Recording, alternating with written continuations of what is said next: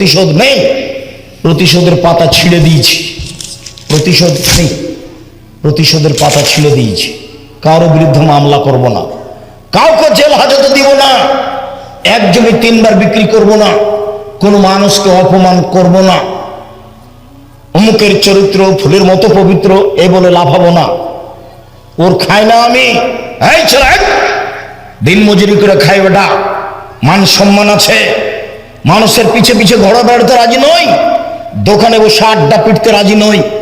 দোকানে বসে আড্ডা পিটবো কেন? আব্দুর রাজাক বিন ইউসুফ বলেছেন, বাপের জমিদারি আছে, ব্যবসা করে খাবো, টাকা নেই চকলেট বিক্রি করে ব্যবসা করব, লোন নিব না।